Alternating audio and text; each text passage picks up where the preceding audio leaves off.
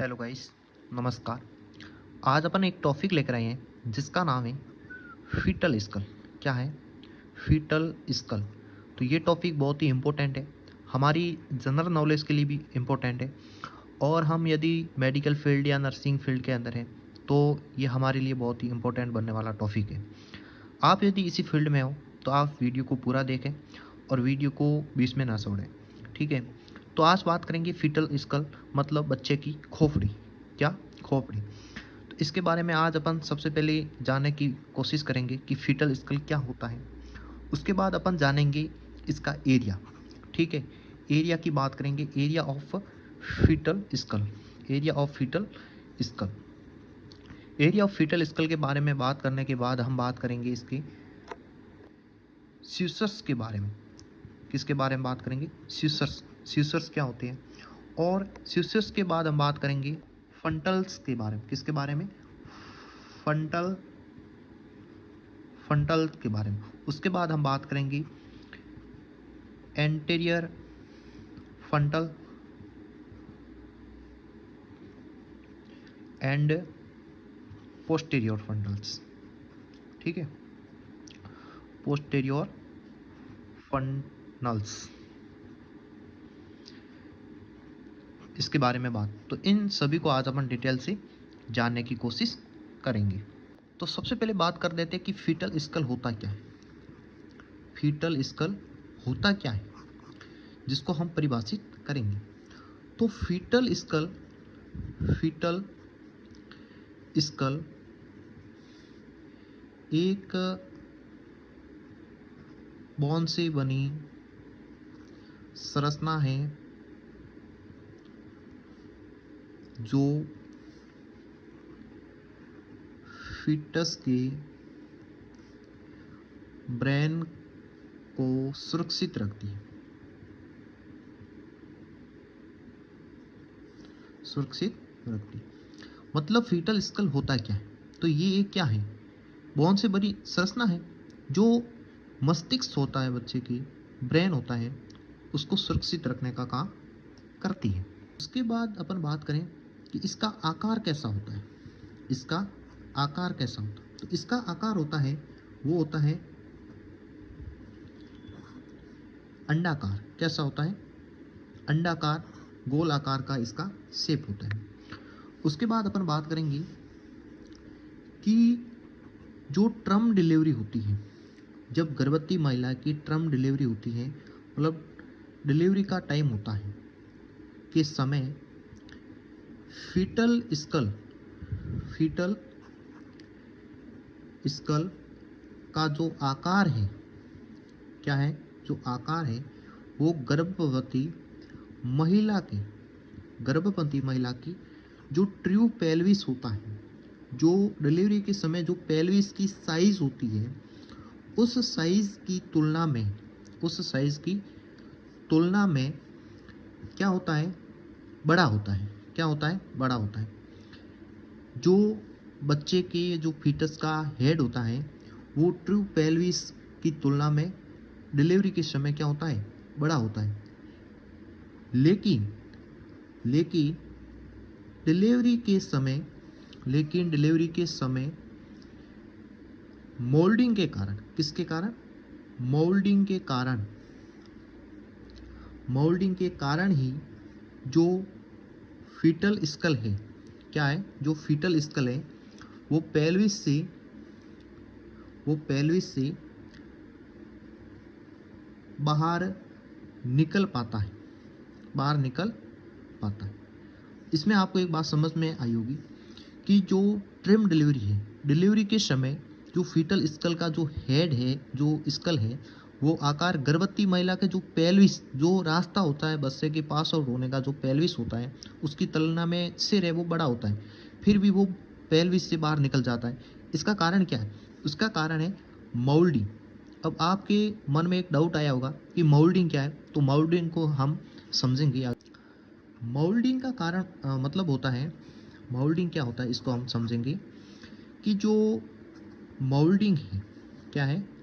जो मोल्डिंग है इसका अर्थ है कि फीटल स्कल बोन का आपस में ऊपर सड़ना, आपस में ऊपर सड़ना। जो फीटस के हेड की बोन होती है वो बोन एक दूसरे के ऊपर सट जाती है, जिसके कारण ही वो बच्चा है, वो बोन है जो पास आउट, पेल्विस से पास आउट हो जाती है। इसका यही कारण है। उसके बाद अपन बात करेंगे area of fetal skull. Area of fetal skull. Fetal skull के कितने एरिया होते हैं उस एरिया के बारे में बात करेंगे। तो सबसे पहला इसमें एरिया आएगा, वो आएगा ऑक्सीपिटल एरिया। कौन सा आएगा? ऑक्सीपिट एरिया। दूसरे नंबर जो एरिया आएगा वो आएगा वर्टेक्स एरिया। कौन सा आएगा? Vertex area. जो तीसरे नंबर आएगा वो ब्रो एरिया। कौन सा आएगा? Bro area. और जो चौथे नंबर आएगा वो आएगा आपका फेस एरिया। कौन सा आएगा? Face area. तो इन चारों एरिया को अपन अब डिटेल से समझने की कोशिश करेंगे। तो सबसे पहले अपन एरिया लेता है वो लेते हैं ऑक्सीपिट एरिया। कौन सा लेते हैं? ऑक्सीपिट एरिया। तो ऑक्सीपिट एरिया क्या होता है जिसको अपन डिटेल से समझेंगे। तो जो ऑक्सीपिट एरिया है ये एरिया सब ऑक्सीपिटल से, जो हेड के पीछे गर्दन की और जो सब ऑक्सीपिटल होता है, सब ऑक्सीपिटल से लेकर जो हेड में लैम्डा होता है, क्या होता है? लैम्डा के मध्य होता है। सब ऑक्सीपिटल से लेकर लैम्डा के मध्य का जो एरिया है वो कहलाएगा ऑक्सीपिट एरिया। क्या कहलाएगा? ऑक्सीपिट। इनको अपन आगे डायग्राम से समझेंगे, आपको समझ में आ जाएगा। अब अपन ऐसे भी समझ लेते हैं। उसके बाद दूसरे नंबर आता है वो आता है आपका वर्टेक्स एरिया। कौन सा आता है? Vertex area. तो वर्टेक्स एरिया है यह एरिया लैम्डा। कौन सा लैम्डा? ये लैम्डा। ठीक है। इस लैम्डा से लेकर ब्रेगमा, क्या आता है? ब्रेगमा। लैम्डा से आगे आ जाएगा ब्रेगमा। तो ब्रेगमा के बीच में कौन सा हो गए? Vertex area. और इसमें क्या होता है कि इस एरिया के अंदर जो वर्टेक्स एरिया है, तो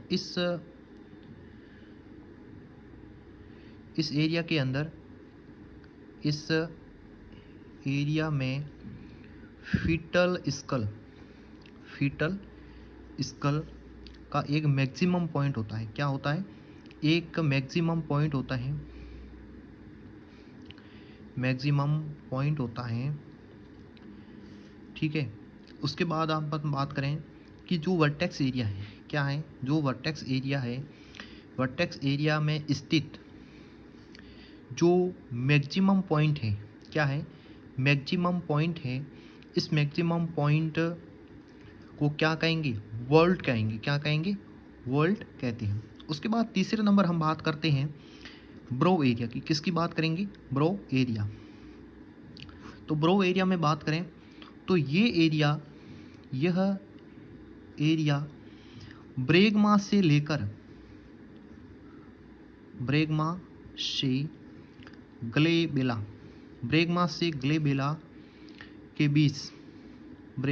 ग्लेबेला के बीच में होता है। कौन सा ग्लेबेला? ब्रेगमा। जो वर्टेक्स एरिया के अंदर जो ब्रेगमा था, उस ब्रेगमा से लेकर आगे जो ग्लेबेला होता है उसके बीच का कौन सा होता है? Bro area. इस एरिया में एक सिंसिपोट होता है। क्या होता है? सिंसिपोट होता है, जिसे हम मिलिट्री, क्या कहेंगे? मिलिट्री स्टेशन कहते हैं। जो फौजी भाई होते हैं, जो मिलिट्री वाले होते हैं, जो सैल्यूट मारते हैं, उसी एरिया को मिलिट्री स्टेशन कहते हैं। चौथे नंबर आता है फेस एरिया। जो फेस होता है मुंह का, वो एरिया कहलाएगा फेस एरिया।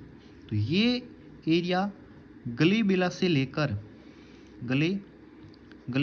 लेकर जो सबमंडम कौन सा होता है? सबमेंटम होता है। जो हिस्की वाली, जो दांत के नीचे हिस्की होती है, उस हिस्की से लेकर ग्लेबेला के मध्य का जो एरिया है वो कहलाएगा फेस एरिया। कौन सा कहलाएगा? Face area. जैसे अपन एक डायग्राम के द्वारा समझते हैं, जैसे ये आपका आ गया सब ऑक्सीपिटल एरिया जो पीछे गर्दन की तरफ है, ठीक है। तो और उसके बाद में आ गया ये लैम्डा, उसके बाद में आगे आ गया जो सिर के बीच का भाग है जो कहलाएगा ब्रैगमा, और जो दांत होते हैं, दांत के नीचे जो हिस्की वाला भाग होता है वो कहलाएगा ग्लेबेला, ठीक है। उसके बाद अपन बात करेंगे जो सब ऑक्सीपिटल से लेकर जो लैम्डा के जो बीच का भाग है वो कहलाएगा ऑक्सीपिटल एरिया, और जो लैम्डा से लेकर ब्रैगमा के बीच का एरिया है वो कहलाएगा वर्टेक्स एरिया, और ब्रैगमा से लेकर ग्लेबेला के बीच का जो एरिया वो कहलाएगा ब्रो एरिया। कौन सा एरिया? Bro area. और इसमें ये वोलूट स्थित होता है, और ये आपका हो गया सिंसिपुट जो ब्रैगमा और ग्लेबेला के बीच में होता है। तो ये क्या हो गया? फीटल स्कल के एरिया। उसके बाद अपन बात करेंगे स्यूसर्स के बारे में। किसके बारे में? स्यूसर्स के बारे में। तो ये फीटल स्कल के स्यूसर्स होते हैं। तो स्यूसर्स किसे कहते हैं, और स्यूसर्स के कितने प्रकार होते हैं जिनको अपन डिटेल से जानेंगे। तो सबसे पहले अपन बात कर लेते हैं स्यूसर्स होते क्या, कि दो बॉन आपस में जहाँ जुड़ती है उसे स्यूसर्स कहते हैं। उसे क्या कहेंगे? स्यूसर्स कहते हैं, ठीक है। यह एक क्या होता है? फाइब्रस जॉइंट होता है।